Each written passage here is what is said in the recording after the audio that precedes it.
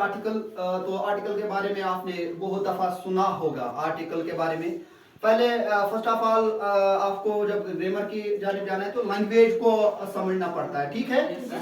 तो यहाँ पर अगर हम बात करेंगे पहले इस आर्टिकल के बारे में बात करेंगे तो आपको वहां पर क्वेश्चन ये पूछा जा रहा है, आपको ये नहीं कहा जा रहा है कि how many articles are there, ये क्वेश्चन नहीं आपको पूछा जा रहा है। आपको क्वेश्चन किया जा रहा है what is an article, what is an article. लेकिन जब आपसे व्हाट इज एन आर्टिकल के बारे में हम कहते हैं तो वहां पर आप सीधे जाते हो an article is a monosyllabic determinant that precedes noun, आप यही कहते हो ना सभी।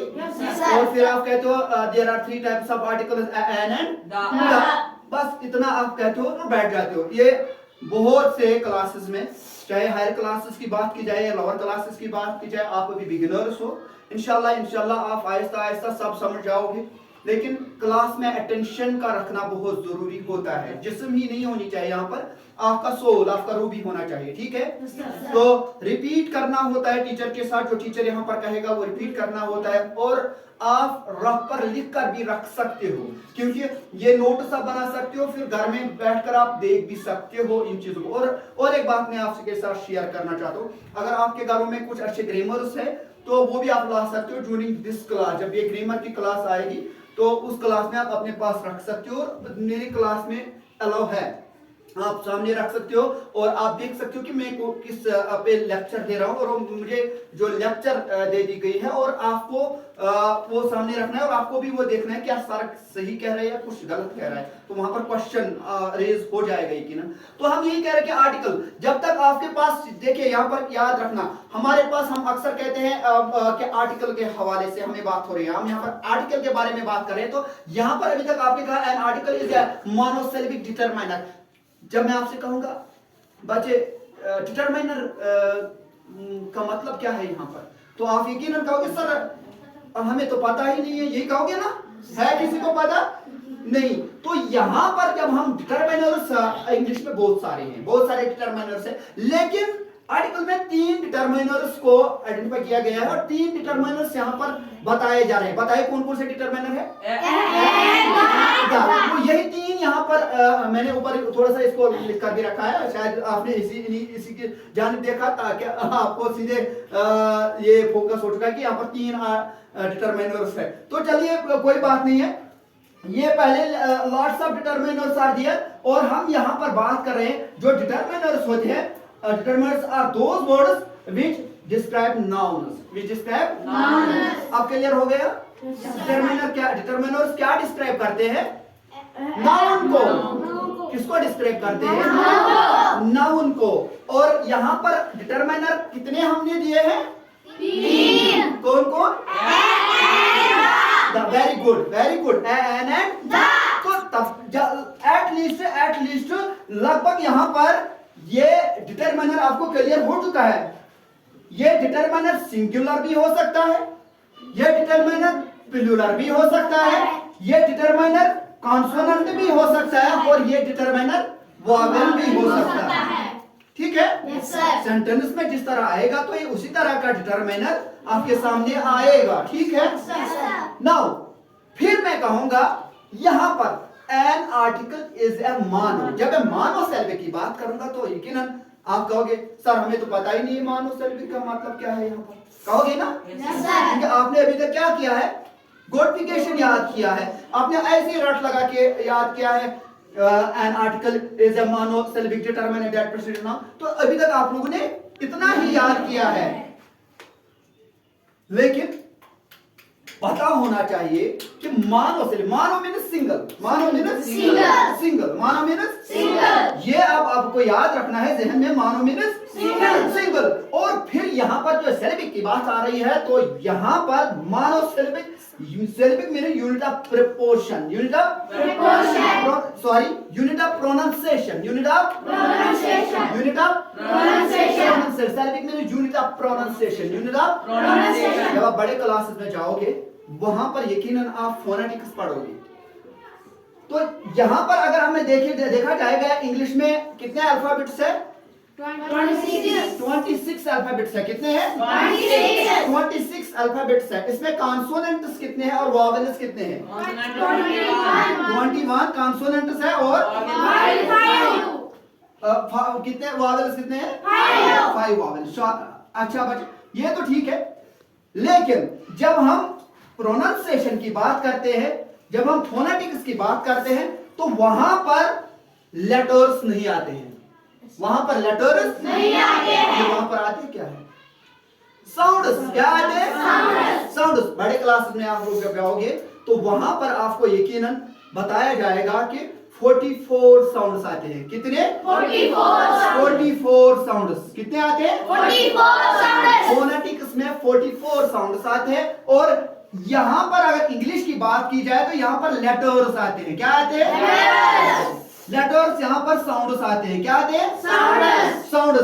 तो यहां पर मानो सिलेबी का मतलब है, मानो मैंने कहा ये it means single vowel, it means single, it will be vowel etcetera, and syllabic means unit of pronunciation. Very good. अब यहां तक आपको क्लियर हो चुका है मानो का मतलब क्या है, syllabic का मतलब क्या है, डिटरमाइनर का मतलब इसमें रोल क्या है। इसके बाद that precedes noun. अब यहां पर और एक वर्ड खड़ा हो जाता है precedes थोड़ा सा आइडेंटिफाई करना है आपको, थोड़ा पहचान लेना। बिफोर नाउन नाउन से पहले यही आर्टिकल्स इस्तेमाल किए जाते हैं। कौन कौन से? एन एंड द, यही इस्तेमाल किए जाते हैं। तो अगर आप प्रेसिडेंस की और एक बात की जाए, happening before someone or something, happenings before someone and something, किसके बारे में? या किसी चीज के बारे में, किसी शाय के बारे में, किसी चीज के बारे में, ठीक है? किसी इंसान के बारे में। इसीलिए मैंने वहां पर कहा कि इसमें सिंगुलर आ सकता है, इसमें प्लूरल आ सकता है, और इसमें वॉवेल्स आ सकते हैं, इसमें कॉन्सोनेंट्स आ सकते हैं। ठीक है? यहां तक क्लियर हुआ सबों को? एनी क्वेश्चन है? क्वेश्चन? No sir. चलिए, तो in English language there are 3 articles. अब इंग्लिश लैंग्वेज में कितने आर्टिकल्स है बच्चों? 3। जी माय डियर, कितने हैं? 3। हमने पढ़े हैं कौन कौन? बिल्कुल, एन एंड यही हमें इस्तेमाल करने हैं आगे। अब यहां पर और एक सवाल, एक क्वेश्चन रेज होता है, फिर हम क्यों कहते हैं 2 टाइप्स ऑफ आर्टिकल्स आर या 3 types of articles are, an and the. अब यहां पर और एक क्वेश्चन आप मैं कहूंगा, बच्चे ए कहां पर इस्तेमाल किया जाता है, एन कहां पर इस्तेमाल किया जाता है, द कहां पर? आपको अभी पता नहीं, यू आर बिगिनर्स, अभी आप सीख रहे हो ना? अभी आप सीख रहे हो। अब यहां पर मैंने ये नोट करके लिखा है थोड़ा सा नीचे, an are indefinite articles. An are indefinite articles.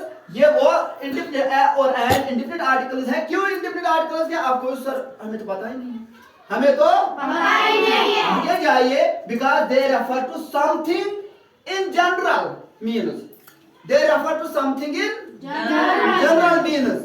इसमें इसका anything do not refer to a particular person और थिंग, ये जनरल मीन्स होते हैं, इसमें जनरल आता है।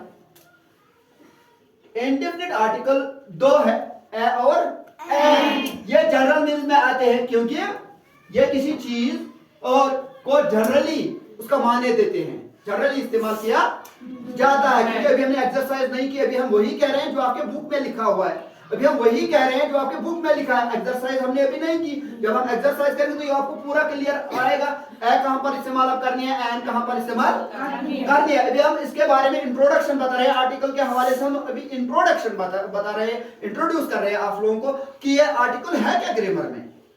ठीक है बच्चों? और इसके बाद हम जाएंगे कहां पर? दा पर। कहां पर जाएंगे? और एक आर्टिकल, अभी तो 2 की हमने बात किया, अब दा। दा ये खुद कह रहा है दा is a definite article. The एक डेफिनिट आर्टिकल है because it refers to a specific thing. Specific thing, खास किसी चीज के बारे में, किसी शाय के बारे में ये जिक्र करता है। और something that has been identified previously, या किसी चीज के बारे में जो इससे पहले इसकी बात हो रही थी, अब दोबारा इसकी जिक्र हो रही है। पहले इसकी बात हो रही थी, अब दोबारा इसकी जिक्र हो, बातों बातों में लगातार इसकी कंटिन्यूअस प्रोसेस रह चुकी है, तो द वहां पर इस्तेमाल हो रहा होता है। तो यहां पर हम थोड़ी सी एग्जांपल एक मैं यहां पर आपको दूंगा, एक एग्जांपल, उससे थोड़ा सा आपको समझ आएगा। मैं लिखूंगा यहां पर once there was a king, once there was a king। बात किसकी हो रही है? एक बादशाह की। once there was a king, एक दफा की बात है कि यहां पर एक बादशाह था। ये ए क्या है यहां पर? शाबाश, indefinite article, indefinite article.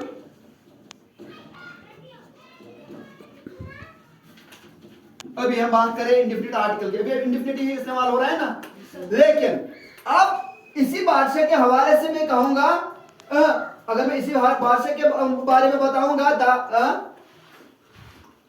The king was very good, भी आप सब लिखते हुए मैं क्रूअल लिखूंगा।